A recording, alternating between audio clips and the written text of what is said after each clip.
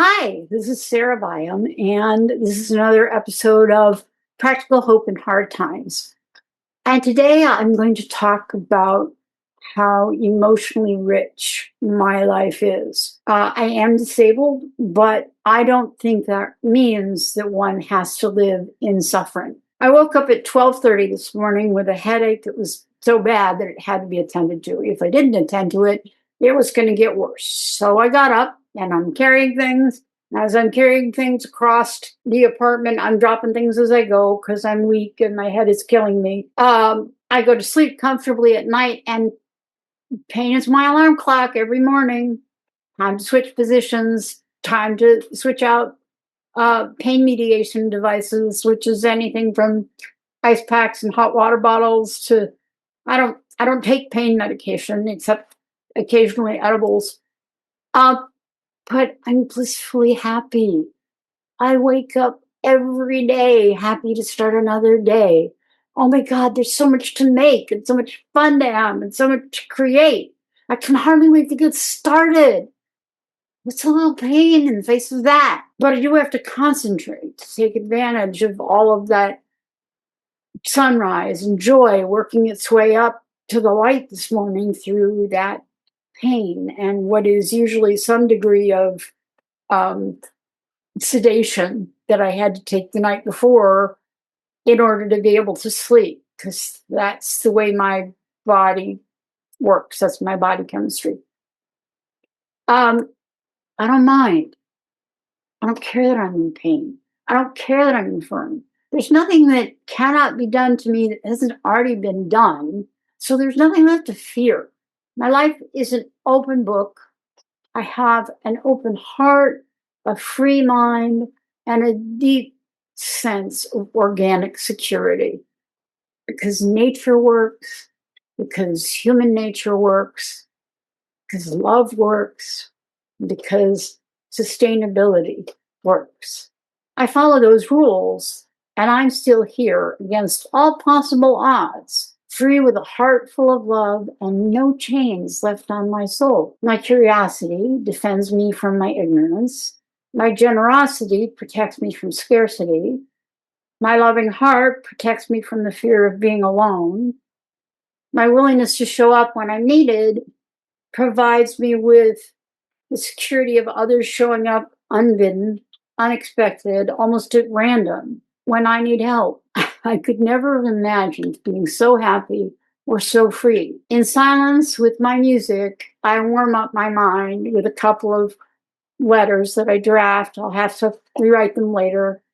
And then a rough draft of some other creative work and some ideas I want to capture so they don't get lost, because they all rush forward to the surface like a bunch of exploding butterflies first thing in the morning, and I have to catch them when they come and then sort them out and make them into something useful that somebody else can understand later. It's at 3 a.m. My husband's alarm goes off and he gets up and he is surly and silent and he needs to be left alone.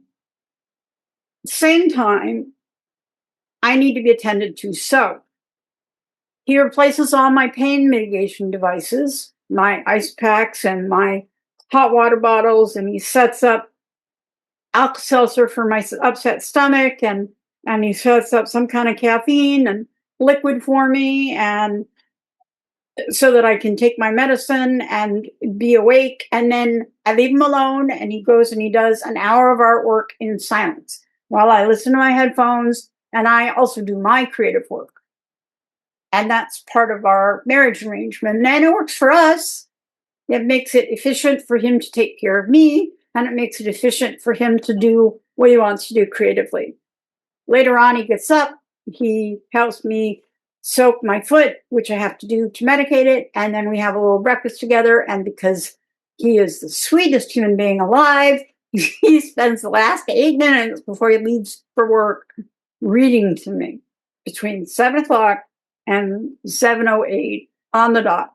I am an oral processor, which means that if I don't have somebody to talk to, which is almost never the case, it's hard for my brain to process information. So I've started drafting letters to people that I don't intend to send, having imaginary conversations I would only have with that person because that person would understand.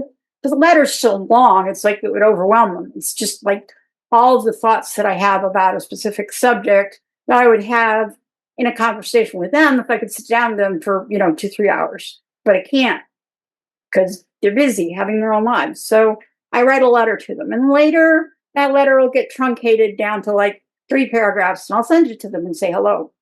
In the meantime, having thought about that person and my relationship to them, whatever I was trying to solve gets resolved in the creativity of writing that letter. Or, for example, this morning, the call and response of another artist. If I don't know what to do, if I come to a creative problem and I'm stuck, I usually engage in creative problem solving, if possible, with another creator, like music. Music especially speaks to me. I use music all day long to shift my mood and regulate it. So this morning, when I'm creating, I put on a piece of music by Kembo, and all creative problem solving is ask a question, go through the creative problem solving, which is a series of asking yourself, well, what's next? But then what? But then what? But then what? It's kind of like random access association until you arrive at something that works, and then you reverse engineer it to prove its viability. So he posed to himself the question, okay, the world is going to hell in the handbasket. We all know it. What are we going to do? And his song is Put a Woman in Charge.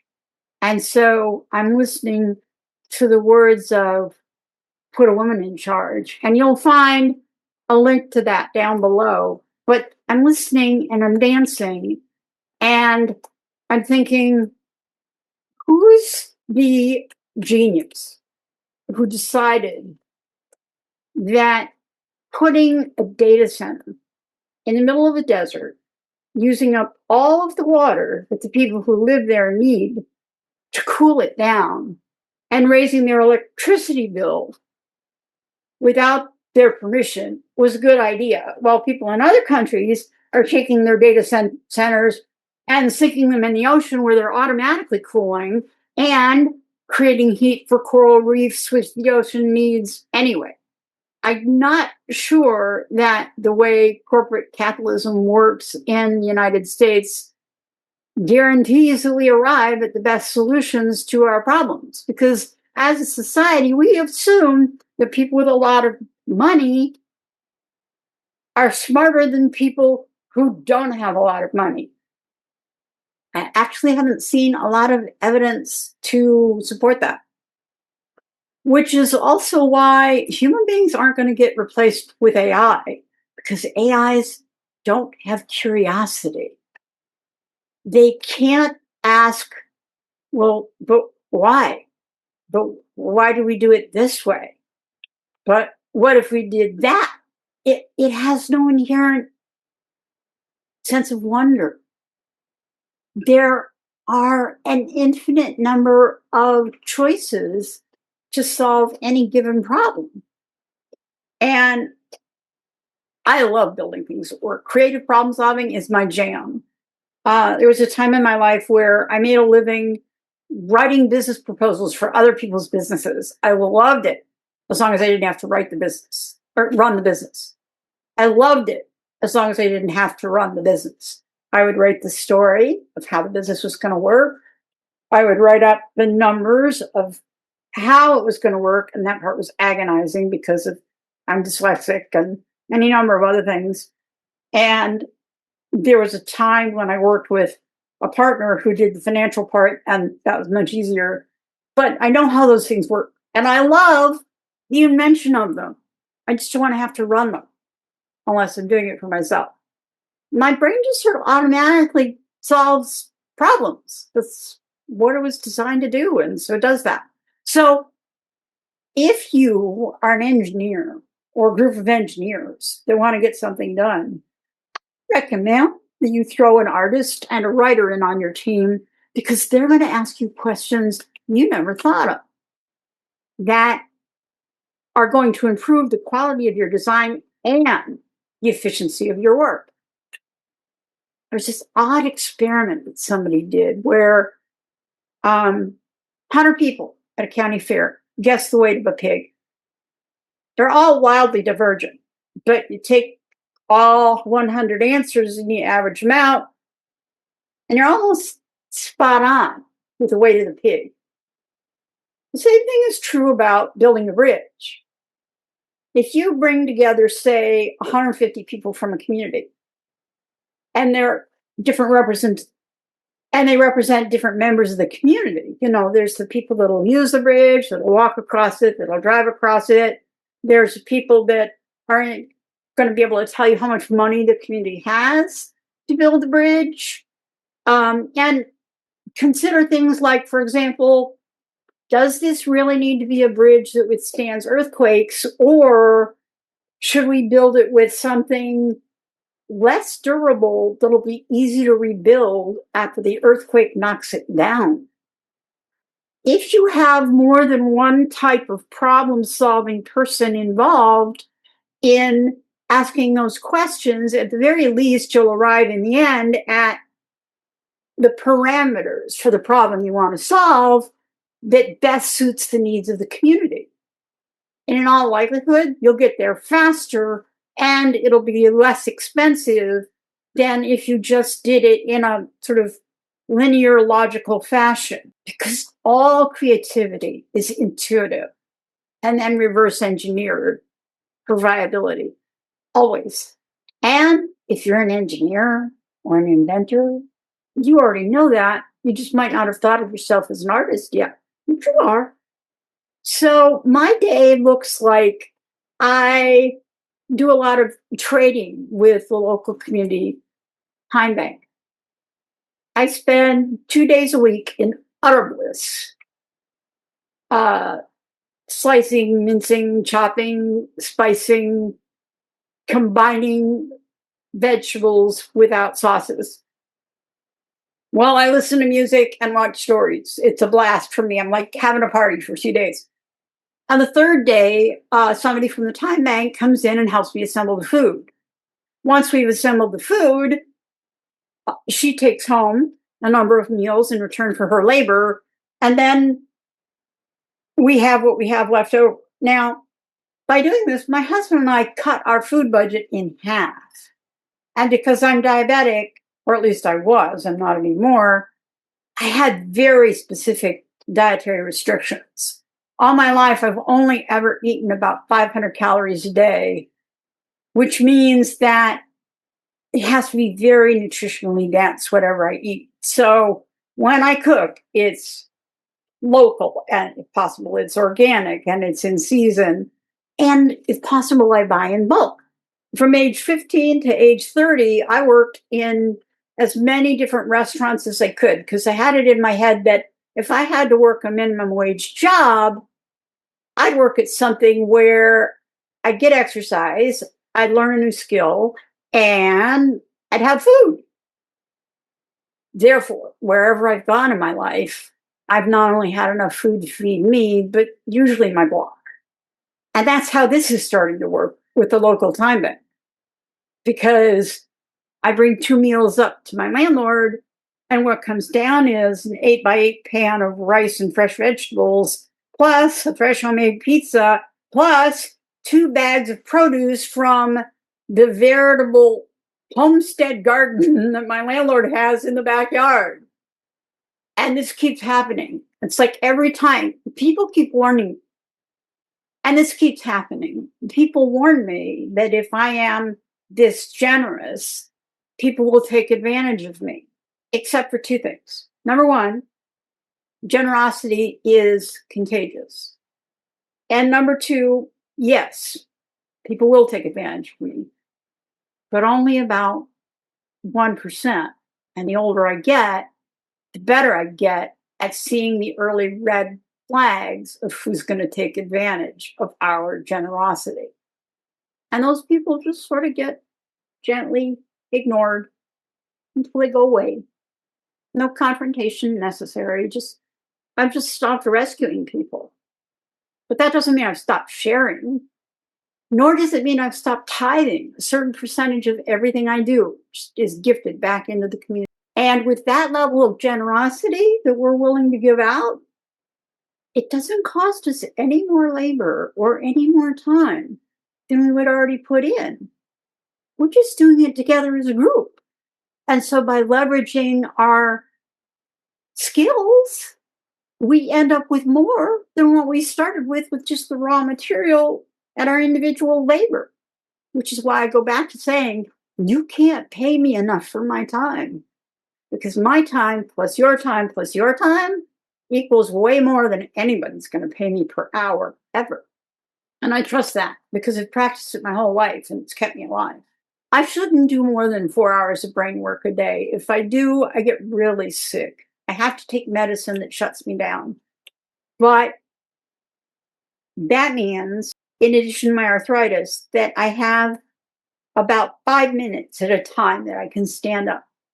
Totaled up, that's an hour and a third of labor a day.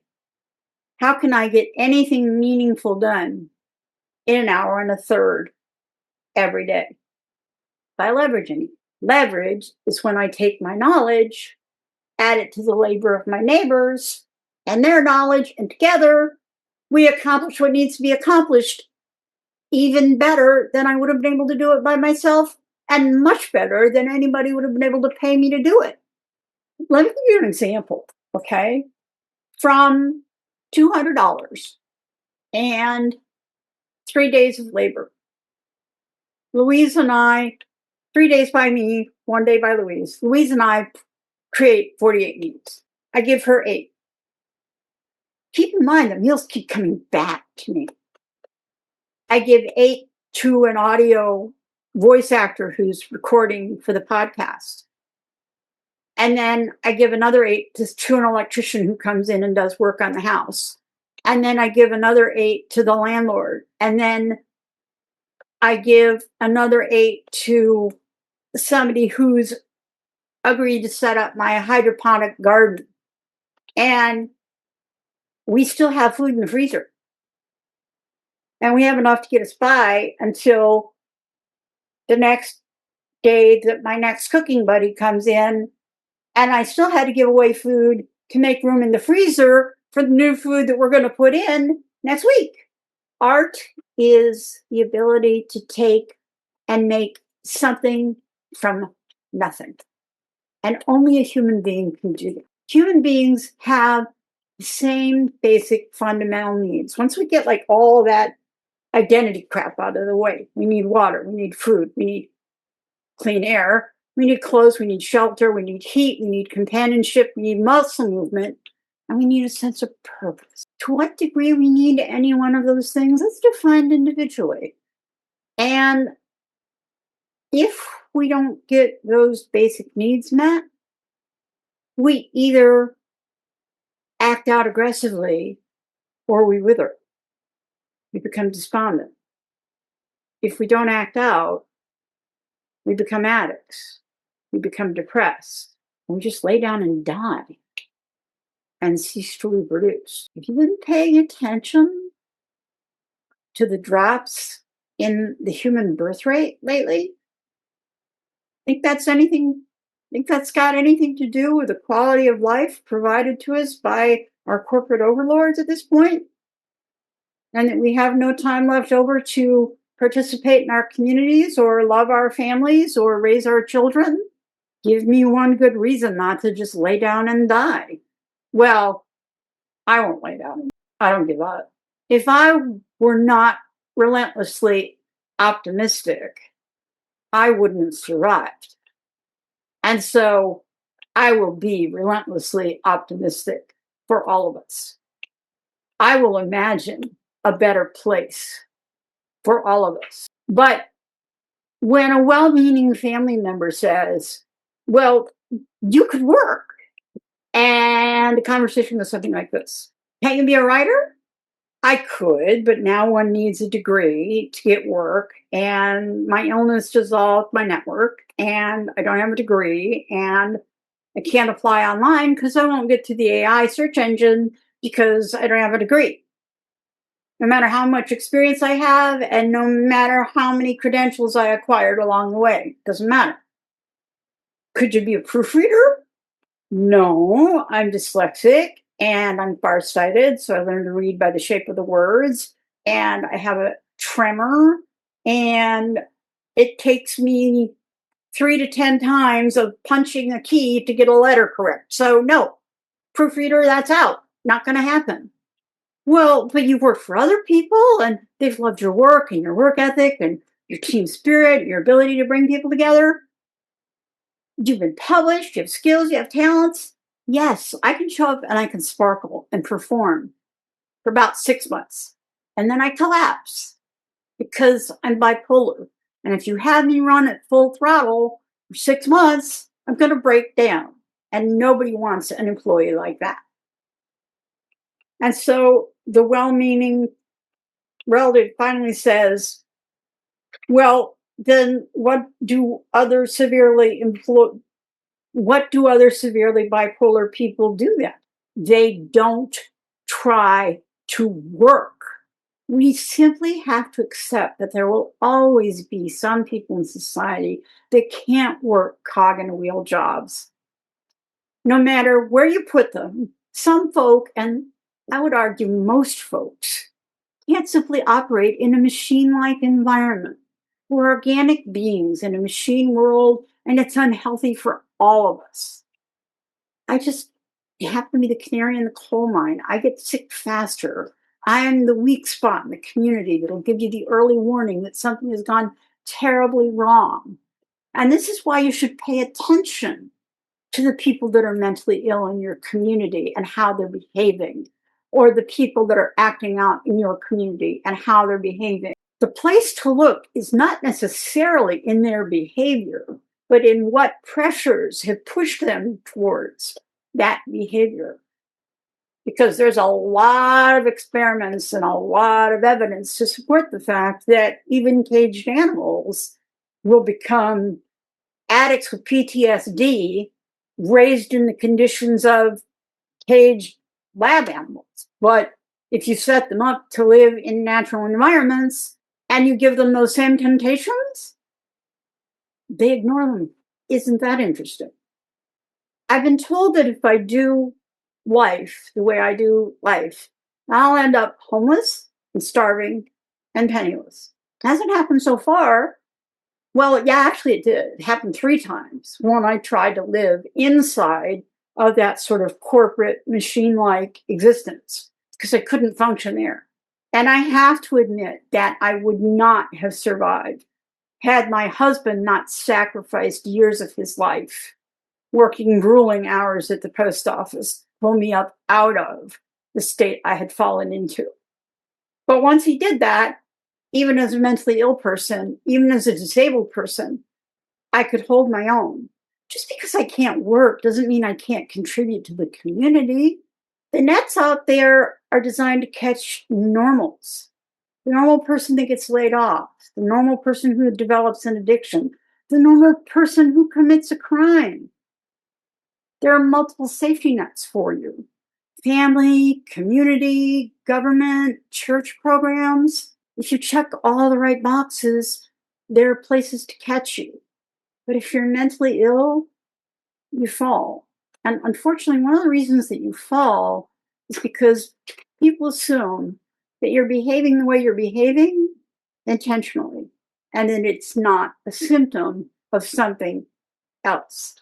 When I behave inappropriately, it's a symptom. It's not a choice. And I guarantee you that's true for most people. It's a symptom of something. It's a symptom of mental illness. It's a symptom of mental illness. It's a symptom of mental illness. It's a symptom of severe distress. It's a symptom of overwhelm. It can be a symptom of many things, but look to the cause before you look to blame, and look to cure the cause before you look to punish the behavior. At least that's my point of view, because it's practical. It works. That's all I care about. Is it practical? Does it work? I don't care if it's ideologically correct.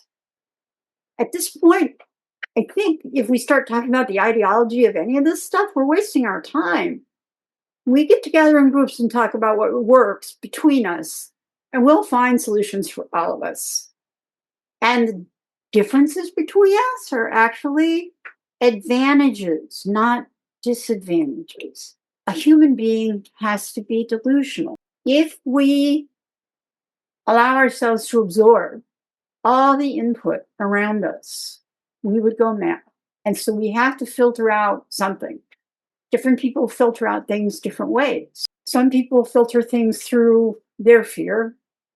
Sometimes that fear is realistic. Sometimes it's been programmed into them. There's a long list of ways that people filter information, but everybody does.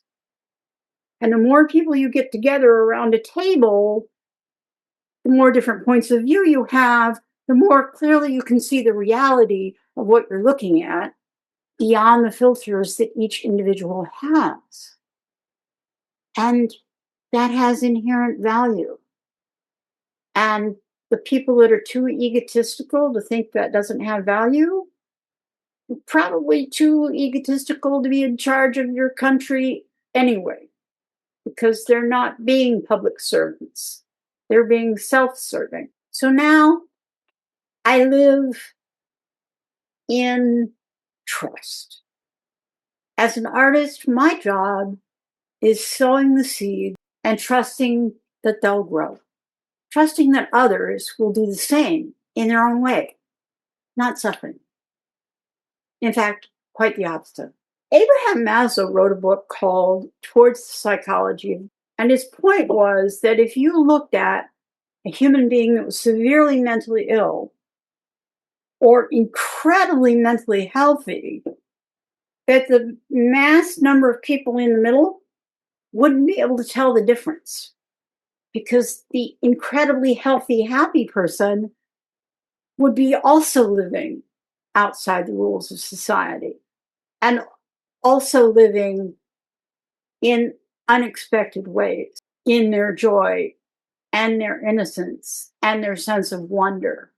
If strangers outside my home see me sometimes and look at me and think, there goes the mad woman of Chaillot, I stop and think, well, that was one of the greatest performances of Lucille Ball's life, spitting wisdom while dressed in vintage clothes and wandering around the neighborhood pushing her shopping cart.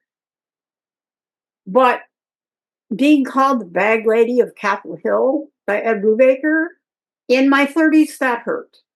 But now, I don't give a damn. I could care less what anybody says. At that point in my life, all I wanted was the respect of my people. Now, I don't need anybody else's approval.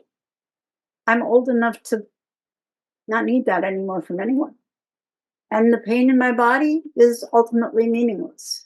I no longer believe in most things that people think of as emergencies. I have zero tolerance for cruelty and the violation of other people's boundaries. But unless somebody's dying, there's nothing that can't wait at least 24 hours. There's nothing that can't wait at least 24 hours before being attended to. So I do not live as though the trains must run on time. I will not live my life according to a machine existence. If I'm expected to be someplace, I'll show up. I'll set alarms. I'll put it in my calendar. If I say I'm going to be there, I will be there. But otherwise, I have no idea what day it is, what time it is. Sometimes I don't even know what month it is. I once apologized to my husband profusely for missing his birthday by 2 days. His birthday is on His birthday is on May 23rd, except it was March. Of course it was March. So no, I'm one of those Abraham Maslow subjects that's on this end of the spectrum. I don't live in the rhythm of a machine-like society anymore. And I couldn't be happier for it.